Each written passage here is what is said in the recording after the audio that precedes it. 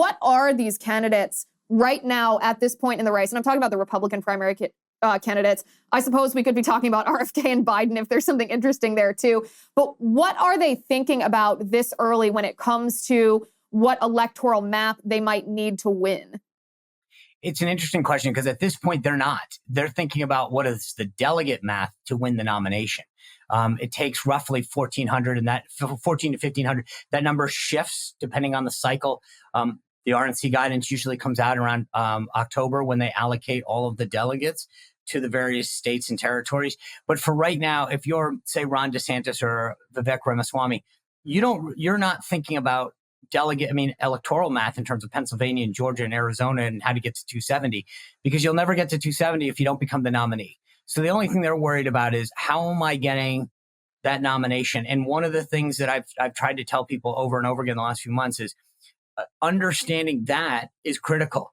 One of the big things that was interesting in Iowa in 2015 is that Trump did very well in Iowa, but Cruz walked away with all the delegates. Similarly, Trump got 23% in South Carolina and took all the delegates, because it's understanding how the state allocates its delegates. In most states, actually not most, every state has what they call a threshold. Sometimes it's as low as 5%, it's as high as 20%. And the Trump campaign has been pushing it to be much higher, as high as 20 in all the states that will accept that. What that means is that if you go into, say, hypothetically, South Carolina, if you don't get whatever they set that bar at, let's say it's 20%. If you don't get 20% of the delegate or the vote, you get no delegates. So, for example, if there's 5 candidates, they all get 15. 4 of them get 15%. Trump gets 25%. And pardon my math if that didn't work out, but you get the point here. If he gets one more than 20% and no one else does, he gets every delegate. So California just went through a big brouhaha in terms of how they allocate delegates.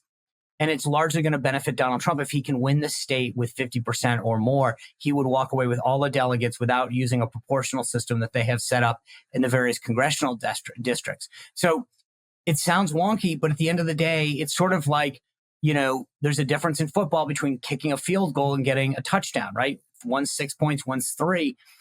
Understanding the difference determines your strategy on the field.